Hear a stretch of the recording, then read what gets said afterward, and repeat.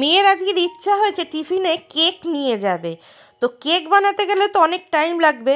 তো চলো মেয়ের জন্য যে কেক বানাবো, ইচ্ছা যেহেতু হয়েছে মেয়ের কেক খাবার, তা ঝটপট করে বানাতে হবে। তো আজকে কিন্তু অন্য ধরনের একটু কেক বানাবো।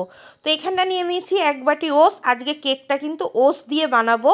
তারপর এখানটা দেখো কাঁঠালি কলা নিয়েছি, তোমরা চাইলে সিঙ্গাপুরেও কলা নিতে পারো। এখানটা আমার গাছেরই কাঁঠালি কলা।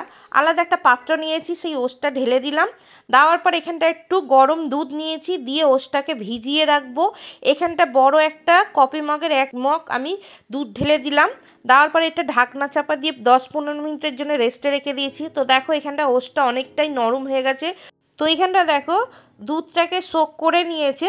তারপর এখানটা দিয়ে দিলাম 3 চামচের মতন চিনি, আর দিয়ে দেবো এখানটা 2টো ডিম। এখানটা আমি কিন্তু 2টো ডিম দিয়েছি, তোমরা চাইলে আরও বেশি দিতে পারো। তারপরে দেখো কাঁঠালি কলা নিয়েছি, নিয়ে এখানটা কাঁঠালি কলাগুলো একটু পিস পিস করে দিচ্ছি। এখানটা কিন্তু আমি 4-5টা কাঁঠালি কলা ব্যবহার করেছি, তোমরা যেরকম পরিমাণের করবে সেই হিসাবে দেবে। আর এখানটা কিছুটা পরিমাণে আমি দিয়ে দিয়েছি কিশমিশ, আর তোমরা যদি আরও ড্রাই ফ্রুট দিতে চাও দিতে পারো, আমি কিন্তু কিশমিশ দিচ্ছি। আর এখানটা একটু ভর্তি করে 1 চামচের মতন মধু দিলাম। মধুটা আমার বসে গেছিলো, যেহেতু ফ্রিজে ছিল তার জন্য জমেছিল বলে এইভাবে দিয়েছি। আর সামান্য একটু স্বাদ অনুযায়ী নুন দিয়েছি, মিষ্টি জিনিসে কিন্তু নুন দিতে লাগে। তারপরে ভালো করে সমস্ত কিছু মিশিয়ে নিলাম। তারপরে এখানটা একটা মিক্সিং জার নিয়েছি, নিয়ে এটা দুভাগে আমি করব, যেহেতু অনেকটা আছে একসঙ্গে ধরবে না। তো এইভাবেই কিন্তু আমি সমস্ত পেস্টগুলো করে নেবো। আর দেখো এখানটা একটা সুন্দর একটা স্মুথলি পেস্ট বানিয়ে নিয়েছি। আর ঘনত্বটা এরম আছে। আমি কিন্তু এখানটা জল ব্যবহার করিনি, আর অন্য কোনো কিছু ব্যবহার করিনি, দুধ কিছু, একেবারেই দুধ দিয়ে ভিজিয়ে রেখেছিলাম। তারপরে এখানটা দিয়ে দিলাম 1/2 চামচের মতন বেকিং পাউডার, আর সামান্য একটুখানি বেকিং সোডা।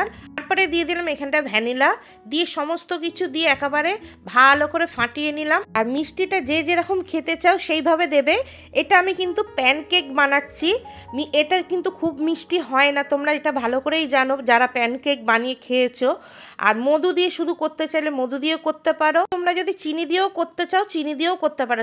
তো দেখো এখানটা কিন্তু আমার কেকের ব্যাটারটা এরকম ঘনত্ব রেখেছি, পুরোপুরি রেডি। তারপর এখানটা ননস্টিকের ফ্রাই প্যান নিয়েছি, নিয়ে এখানটা একটু তেল লাগিয়ে আমি টিস্যু দিয়ে তেল দিয়ে মুছে নিলাম। তোমরা চাইলে এখানটা ঘি বাটারও ইউজ করতে পারো।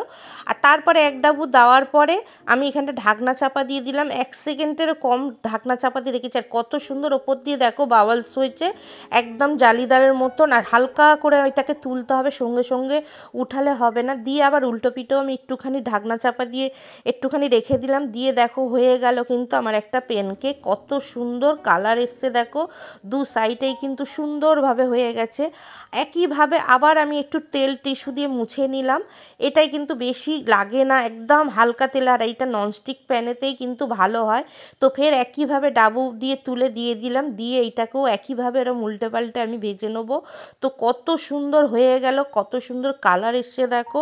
তো এইভাবে কিন্তু আমি সমস্ত প্যানকেকগুলো বানিয়ে নিলাম।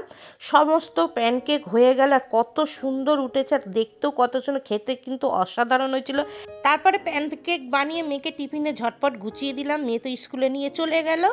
স্কুল থেকে এসে মেয়ে খেয়ে বলল, মা এত সুন্দর হয়েছে, কি দিয়ে বানিয়েছিলাম। যখন বললাম ওটস দিয়ে করেছি, তখন মেয়ে বিশ্বাসই করলো না। ওটস দিয়ে এত সুন্দর কেক বানিয়েছো, কত সুন্দর হয়েছে, আবার একদিন বানিয়ে দেবে। খুব সুন্দর খেতে হয়েছিল, বন্ধুরাও খেয়ে খুব বলল খুব ভালো হয়েছে। তো বন্ধুরা তোমরাও এরকম তোমাদের বাড়ির বাচ্চাকে যখনই তারা খিদে পাবে এরম ঝটপট প্যানকেক বানিয়ে দিতে পারো, তাদের স্কুলেও দিতে পারো টিফিনে। খুব অল্প টাইমে কিন্তু এই প্যানকেকটা হয়ে যায়, আর খুবই একটা স্বাস্থ্যকর হেলদি খাবার। তো তোমাদের এই রেসিপিটা কেমন লাগলো অবশ্যই কমেন্ট করে জানিও। রেসিপিটা যদি ভালো লাগে একটা লাইক করে দিও। কে কোথা দিয়ে দেখছো অবশ্যই কমেন্ট করে জানিও, তবে তোমাদের ধন্যবাদ দিতে পারবো। তারপরে কিন্তু বাড়িতে কিন্তু তোমার দাদাভাইও খেয়ে বললো খুব সুন্দর হয়েছে কেকটা। একবার হলো ওটস দিয়ে এই রেসিপিটা একবার হলো ট্রাই করো বাড়িতে, তোমাদের কেমন লাগলো অবশ্যই কমেন্ট করে জানিও।